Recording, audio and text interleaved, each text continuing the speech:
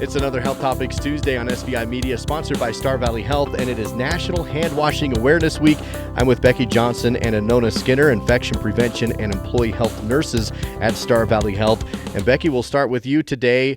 Washing our hands. We hear about this ever since we're in elementary school, but it's still something even as adults we have to keep reminding ourselves to do.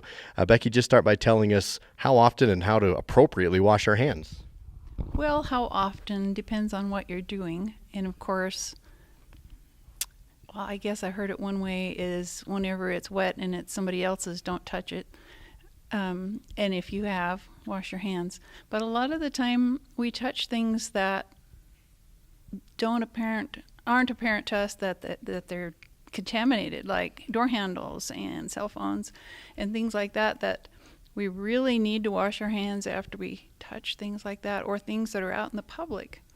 So just remember that there's two different ways to wash your hands. You can use alcohol gel, or you can use soap and water. And soap and water usually takes 40 to 60 seconds to do it appropriately. And you just get your hands a little wet, put on the soap. But you remember that everything you touch with your fingertips, not necessarily with your palms. So be sure that the fingers really go over those palms where you're holding the soap really, really well, and get all the tips and the backs and fronts and everything, and then rinse it really well. And you're using warm water, not hot. That'll hurt your cells on your hands. So just warm or cool if that's your preference. Once you've rinsed off the soap, use your towel, and then remember not to turn off the water with your hand, because then you're just reinfecting yourself. So you need to use a paper towel or your towel that you're drying with, and to shut off the water. Excellent advice, excellent tips. Anona, of course, we always, wash your hands after you use the restroom, those types of things. But there's bacteria everywhere, and you found some actually samples of some common places that a lot of times we don't think of, right?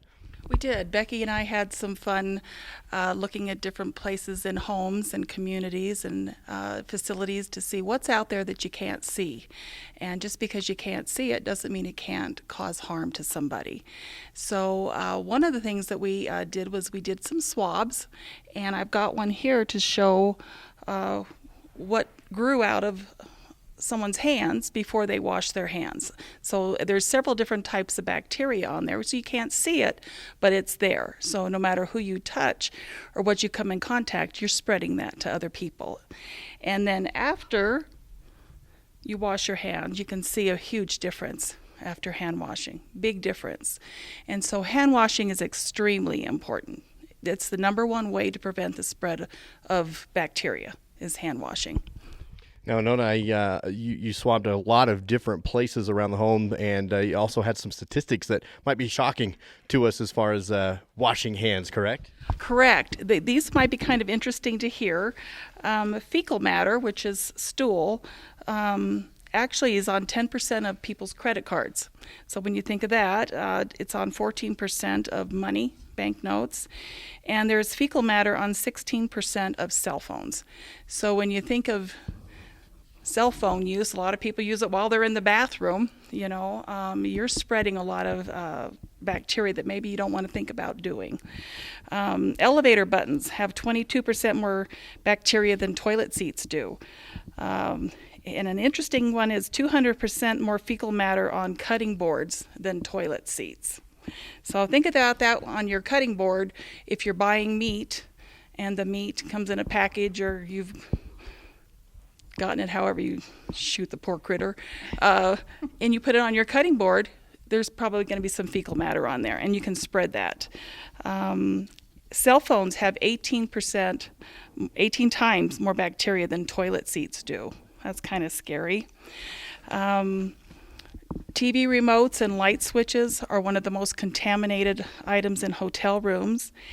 And there's up to 750 times a safe level of bacteria in salad drawers in your refrigerators at home. And then another interesting one that I hope people really think about is purses, handbags, and backpacks. When we go into a public area, into a public restroom, places where there's airports and things like that, and we're setting things down on the floor, you're picking up that bacteria and fecal matter that's on the floor.